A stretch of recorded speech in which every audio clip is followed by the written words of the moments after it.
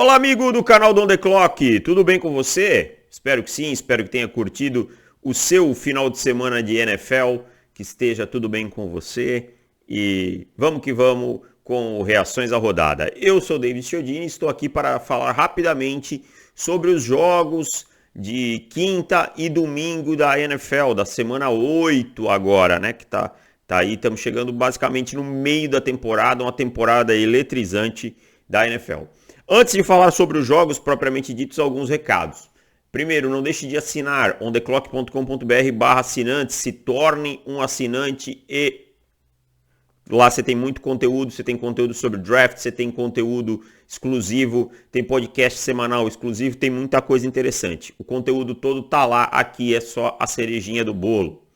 Também não deixe de seguir o João, nosso editor de vídeos. Como eu sempre digo, esse vídeo é um vídeo feito, é tipo os Mamonas, in natura, mas ele faz um trabalho maravilhoso nos outros vídeos e tal. Os contatos estão na descrição. Também não se esqueça de se inscrever no canal, deixar o seu like e tudo mais, que é muito importante para o nosso trabalho. Semana passada algumas pessoas reclamaram do enquadramento e tal, eu tentei dar uma ajeitada, mas existem limitações aqui, por conta do espaço, por conta do posicionamento de câmera e tal. Então o que dá para fazer é isso, gente, mais que isso não tem como, tá? Então assim, peço desculpas, mas o que a gente tem disponível e tal de espaço é isso. O meu maior problema é espaço, eu trabalho na minha casa, minha casa não é muito grande, então o que dá para fazer é isso. Bom, vamos aos jogos então, uma semana muito divertida, começando na quinta-feira com o último invicto caindo, né? A gente viu o Green Bay Packers vencendo o Arizona Cardinals, mesmo com muitos desfalques, especialmente aí desfalques de última hora, né? O time não estava pronto, que era o Davante Adams e o Alan Lazar, o Marquez Valdes-Scantling também teve de fora. O time ainda perdeu o Robert Tonyan durante a partida, mas os Packers com o jogo mostrando a força do conjunto, né? Provaram isso, foram ao Arizona. Quando você tem um quarterback como o Aaron Rodgers, se o resto funcionar, tudo fica mais fácil, né? Porque é um quarterback de elite. Então, você teve o A.J. Dillon tendo uma grande partida, o Aaron Jones contribuindo como recebedor. Você teve um bom trabalho da linha ofensiva, a defesa está começando a aparecer bem, o Devondre Campbell vem tendo uma grande temporada, e aí no final do jogo, ainda os Cardinals tiveram a chance de virar, o Russell Douglas interceptou a bola numa jogada que teve uma falha de comunicação, o A.J. Green entendeu uma coisa e era outra, estava bloqueando o cornerback e a bola foi na direção dele. Então, assim, boa vitória dos Packers. Os Packers vêm de 7 vitórias consecutivas. Para mim, é um dos times mais quentes da NFL no momento. Os Cardinals não tiveram um grande jogo do Kyler Murray, tá? Não foi um jogo ruim? Não foi. Mas não foi o jogo que a gente estava esperando.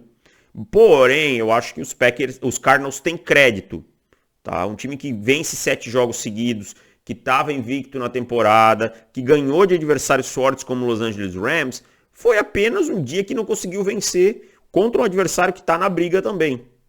Sabe? Que as coisas não funcionaram tão bem. Então acho que o torcedor do Arizona, ok, tá tudo bem, o time perdeu, é normal, ia perder em algum momento, é muito difícil você completar uma temporada invicta na NFL, né? Então é isso. Uma boa vitória do Green Bay Packers na abertura da temporada, da rodada, para seguir muito forte na briga pela NFC. Passando para o domingo, Carolina Panthers 19, Atlanta Falcons 13. Os Falcons aí perderam o Calvin Ridley, ele vai estar ausente aí, não tem prazo para voltar, tá? Problemas, precisa cuidar da saúde mental, segundo ele. E aí a gente deseja toda a melhora e que ele cuide realmente da sua saúde e tal, porque é a coisa mais importante, né? No fundo, o futebol americano é só um esporte e a vida é muito maior que isso. Mas falando do jogo em si, um jogo bem fraco, né? Um jogo, sejamos justos, fraco.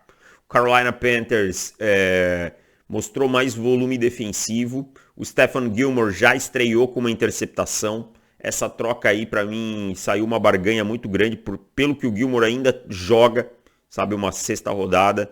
O Stephon Gilmore é um jogador zaço e já estreou muito bem. O Matt Ryan não jogou uma grande partida, sofreu bastante com a pressão do Carolina Panthers. Do outro lado, o Sam Darnold produzindo algumas jogadas interessantes, especialmente com as pernas, mas um jogo, no geral, um jogo tecnicamente fraco, né? E venceu o Carolina Panthers, que conseguiu controlar um pouco mais, cometer menos erros e tal, foi quem saiu vitorioso. Buffalo Bills 26, Miami Dolphins 11. Um jogo que terminou o primeiro tempo 3-3, muito mais equilibrado do que se esperava. Porém, no segundo tempo, a gente viu aí um Buffalo Bills crescendo, Josh Allen aparecendo no segundo tempo. Tá? Os Dolphins seguem sendo um time com problema de bad coaching. Tá? O Brian Flores faz uma temporada muito ruim. Eu acho que se coloca muita coisa na conta do Tua Tagovailoa que não é responsabilidade dele. O Tua é genial? Não, não é. Eu acho que o Tua poderia estar jogando um pouquinho melhor? Sim, poderia. Mas bota-se muita coisa na conta do Tua Tagovailoa que não é responsabilidade dele, tá? Mas é isso, cara. Eu acho que os Bills são um time melhor. Na hora que aconteceu o famoso pega pra capar, eles apareceram, sabe? A defesa dos Bills é muito boa. E os Dolphins é isso. Uma vitória em 8 partidas é para esquecer a temporada. Esquecer que eu digo no sentido de, tipo, já era. Aqui, se der para trocar alguém que não está nos planos para 2022, vamos aproveitar. Tem 2 dias para as trocas. Se der para se aproveitar aí, fazer movimentos para limpar o elenco, vamos fazer, porque essa temporada já foi pro vinagre. Os Bills agora têm 5 vitórias, lideram a divisão, seguem firmes na sua caminhada, mas foi um jogo assim, muito equilibrado no primeiro tempo, especialmente pelo um bom trabalho defensivo dos dois lados. Porém, quando a coisa apertou, a gente viu quem tinha mais garrafa vazia para vender, e foi os Bills por conta do Josh Allen, tá? E por conta da sua comissão técnica, que é infinitamente superior à de Miami nesse momento. Seguimos com o Chicago Bears 22, San Francisco 49ers 33. Olha só esse Jimmy Garoppolo correndo para touchdowns, encarnando o Trey Lance. Será que é isso? Será que a troca de experiência nos treinos tem feito bem para o Jimmy Garoppolo? Não sei. Mas durante uma boa parte do jogo, o Chicago Bears esteve na frente. O Justin Fields fez o que talvez foi o melhor jogo dele na temporada. E curiosamente, sem o Matt Nagy na sideline, né? O Matt Nagy estava no protocolo de Covid. Né?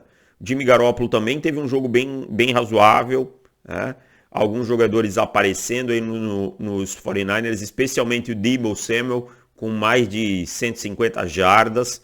E o jogo foi muito equilibrado até o terceiro quarto, quando os 49ers conseguiram capitalizar em alguns erros aí de Chicago e venceram. Chicago se encontra na mesma situação de Miami, apesar de ter mais vitórias. Eu acho que essa temporada já foi pro vinagre, pode começar a pensar numa renovação e como aproveitar isso para maturar o Justin Fields. Os 49ers ainda seguem com esperança, né? É um time que venceu alguns jogos aí, tem 3 vitórias, 4 derrotas. É muito difícil a situação na NFC, em especial pela divisão que eles enfrentam. Não mostrou nada de especial ontem, mas foi um time muito mais sólido que nas partidas anteriores, especialmente do ponto de vista ofensivo no último quarto. Né? Conseguiu boas campanhas. O Elijah Mitchell, o running back, jogando muito bem, escolha de 6ª rodada. Então, boa vitória dos 49ers. Vamos ver se isso leva o time a algum lugar. Cleveland Browns 10, Pittsburgh Steelers 15. Mais uma vez Mike Tomlin dando aulas crias. Meu amigo, Mike Tomlin é um treinador zaço e não é à toa. Mais um jogo que foi para o intervalo com 3-3. Aí os Steelers perderam o kicker num fake field goal, né? Tomou uma pancada, acabou ficando fora do jogo. E ainda assim conseguiram vencer, especialmente por um grande trabalho defensivo. Né? O Najee Harris teve muito volume, foi importante carregando a bola. O Big Ben distribuindo a bola para os recebedores ganhar jardas pós-recepção. Então um plano de jogo que foi moldado para isso. Porém o Cleveland Browns, que durante bom tempo foi tido como um time para brigar por essa divisão, não pode perder em casa para o Pittsburgh Steelers anotando 15 pontos. Se os Steelers tivessem anotado 24 pontos, eu até entendo. Mas os Browns, com o ataque potente que tem, precisam anotar mais, né? E o Baker Mayfield não jogou bem, né? Teve alguns lances interessantes, mas no geral não foi bem, tá? O time como um todo não conseguiu implantar o seu método de jogo, sua filosofia de jogo, não conseguiu encaixar isso contra os Steelers. Então, vitória mais que justa de Pittsburgh, tá? No finalzinho aí teve um fumble, se não me engano, do Jarvis Landry, que meio que sacramentou o jogo. E então, assim, Pittsburgh tá mais na briga hoje que Cleveland, curiosamente. E Pittsburgh tem um jogo na semana que vem que teoricamente é vencível, então Pittsburgh voltou para a briga. Muito mérito do Mike Tomlin, novamente eu falo, um treinador que merece menos, que recebe, menos crédito do que merece, tá? Muitas vezes, inclusive da minha parte, merece mais crédito, tá? Pela consistência. São 14 temporadas na NFL sem nenhuma temporada negativa. Isso é um número muito, muito difícil de se conquistar. Então, e os Browns, cara, precisam voltar logo a ganhar jogos contra times complicados, senão vão ficar vendo navios. Já estão 4-4, a coisa vai se complicando, sabe? Daqui a pouco tá fora da briga. Philadelphia Eagles 44, Detroit Lions 6, um verdadeiro massacre, tá? O Jalen Hurts teve um jogaço passando e correndo, né? E isso prova muito da fragilidade dos Lions, né? Como o time é frágil. Vinha de bons jogos, eu até achava que os Lions poderiam vencer esse jogo, mas a coisa descambou cedo, né? O terceiro quarto o time tomou 21 pontos, foi pro esses 6 pontos aí dos Lions foram já no garbage time, lá no último quarto. Então, assim, um jogo que não tem nem muito o que falar. Teve lei do ex com o Darius Slay retornando fumble para touchdown. E vitória maiúscula dos Eagles. Os Lions são um time para ser top 3 desse draft. E os Eagles, apesar da vitória, não são um grande time, mas é bom para ganhar moral, para evoluir como equipe, para fazer a famosa peneira, quem serve e quem não serve. Então, boa vitória dos Eagles num jogo de dois times que não me agradam muito. Indianapolis Colts 31, Tennessee Titans 34, jogo decidido na prorrogação, um jogo de muita variação. Os Colts abriram 14-0, os Titans foram buscar, né? E no segundo tempo, quando o jogo estava 31-31, o Carson Wentz sofreu uma pick six de dentro da sua própria end zone, né? Soltou uma bola que não era para soltar. Depois foi lá no drive, empatou o jogo. E aí na prorrogação lançou uma interceptação que virou o field goal dos Titans. Os Titans ontem tiveram dificuldade para correr com a bola. O Derrick Henry foi bem parado pela defesa dos Colts. Ele também sentiu uma lesão. E o Ryan Tannehill teve algumas panes no começo da partida. Lançou algumas interceptações que também ele tem que tomar esse cuidado protegendo a bola. A defesa dos Titans adora fazer um pass interference, fazer uma falta. O Jeffrey Simmons fez uma numa terceira descida, algumas faltas em terceiras descidas. O Carson Wentz ele não jogou mal. O problema é que ele espalhou a farofa nos momentos cruciais. E aí fica a pecha de o Carson Wentz tomando decisões ruins. É aquilo que eu falo. Não adianta você assar bem o pão de alho e a linguicinha e na hora de servir a picanha ela tá queimada, sabe? Você tem que lembrar de no momento principal estar bem na partida. Então, vitória dos Colts que abrem 3 jogos na divisão, vão levar essa divisão, porque é improvável, vitória dos Titans que abrem 3 jogos na divisão, é improvável que os Colts tenham força para voltar, porque além de tudo os Titans abriram 2-0 no confronto direto. Então qualquer empate no final é favorável a eles. Então é isso. Os Colts aí vão ter que batalhar para brigar por um wild card. Os Titans seguem com uma sequência muito boa de 3 vitórias depois daquele tropeço contra os Jets. E vão que vão rumo a mais um playoff. Cincinnati Bengals 31, New York Jets 34. Detalhe, o quarterback dos Jets era o Mike White, né? O quarterback reserva. Lançou para mais de 400 jardas. Não quero tirar um A de mérito da vitória dos Jets. Porém, entretanto, todavia, existiu um certo salto alto do Cincinnati Bengals, uma dificuldade, não uma dificuldade, uma certa displicência em campo se viu em alguns momentos, como se fosse vencer esse jogo quando quisesse. NFL não é assim, amigo. Você não vence quando quer, você vence quando tem a oportunidade e você gira a faca. E novamente os Jets surpreendendo um favorito, a sua segunda vitória na temporada é contra um favorito. Tinham vencido os Titans, né? Um jogo defensivamente, algumas peças apareceram em alguns instantes. O Michael Carter dos Jets jogou muito bem. O Mike White teve uma grande partida. Então, assim, os Jets foram muito resilientes para acreditar que estavam na partida o tempo todo, para não desistir. O time veio de uma paulada na semana passada contra o New England Patriots e venceu. Os Bengals precisam entender, é um núcleo muito jovem, um time muito jovem, que na NFL não se aceita salto alto. Seguimos com Rams 38, Texans 22. Quem olha pensa até que esse jogo teve algum equilíbrio, né? Mentira, esse jogo foi pro último quarto com 38-0 para os Rams. E aí no garbage time os Texans pontuaram e diminuíram essa vantagem. Porém, diferença de nível técnico enorme das duas equipes. Os Rams são muito melhores, né? Não existe dúvida quanto a isso. E o jogo acabou muito cedo justo por isso. Os Texans são um time para ser top 3 no draft nesse ano. Tá? O Davis Mills é um quarterback bem ruim. Os números dele, não se enganem, são números de garbage time. E jogo bem desequilibrado, diríamos assim. Los Angeles Chargers 24, New England Patriots 27. Uma boa partida do New England Patriots, especialmente na parte defensiva da bola.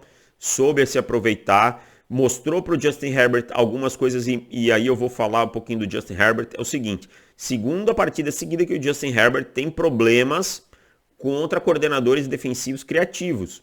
Teve problema contra os Ravens e agora tem contra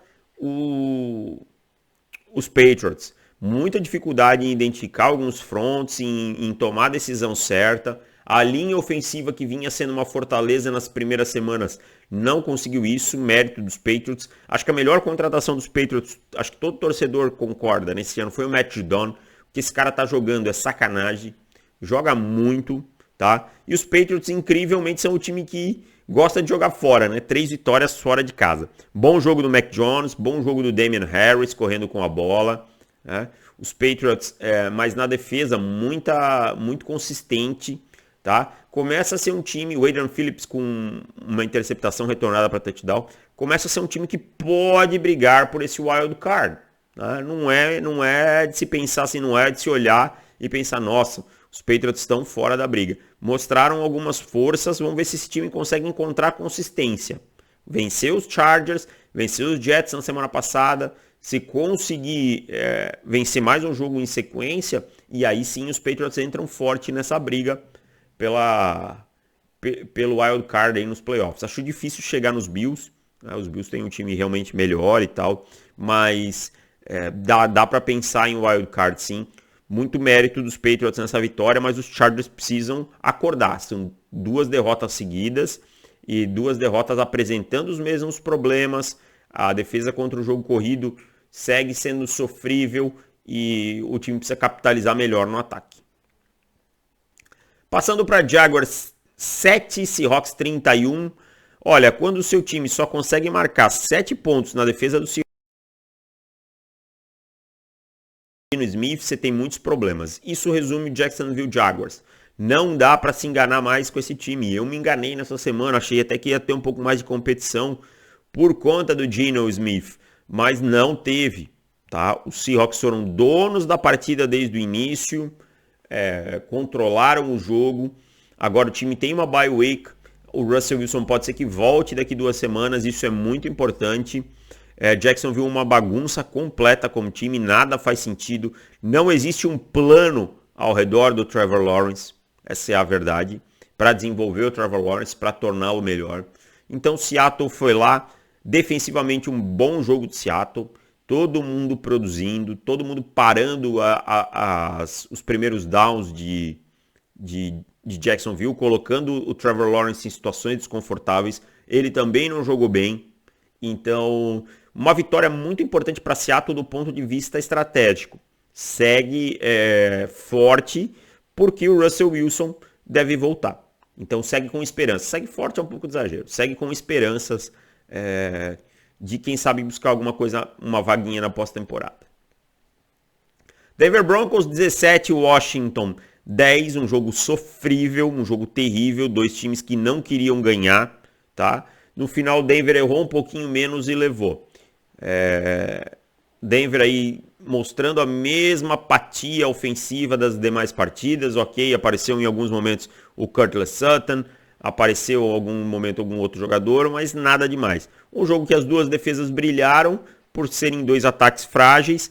No final aí o Washington teve uma campanha para empatar o jogo, aí teve um sack do Malik Reed, que botou o time numa 4-19 e aí o Justin Simmons interceptou.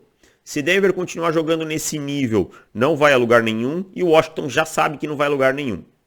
Então, assim, duas equipes muito fracas, um jogo bem ruim de se assistir, tá? Um jogo bem chato de se assistir e pouco agregou para a temporada. O último jogo do horário da tarde, New Orleans Saints 36, Tampa Bay Buccaneers 27. Esse eu errei muito. Eu achava que os Bucs não perderiam esse jogo. Por quê? E explico por quê. Os Saints tiveram um jogo muito fraco de volume ofensivo contra Seattle, né? Então, para ganhar de Tampa Bay, você precisa ter volume ofensivo, precisa pontuar. E aí, os Saints vão lá e marcam 36 pontos. Teve pick six, a defesa apareceu muito bem, interceptou muito o Tom Brady, né? Conseguiu fazer com que o Tom Brady ficasse desconfortável, com que o Tom Brady sofresse 2 interceptações. Teve fumble nesse jogo também, perdido pelo Tom Brady. Então, assim, os Saints jogaram muito bem, essa é a verdade. O Alvin Kamara, como sempre, aparecendo. E o James Winston lesionou, vai perder o restante da temporada, pelo que eu li. Quem entrou foi o Trevor Siemian, ele jogou muito bem. Agora entender se ele vai ser a resposta. Mas assim, mais demérito que dos Bucs é uma vitória de muito mérito dos Saints.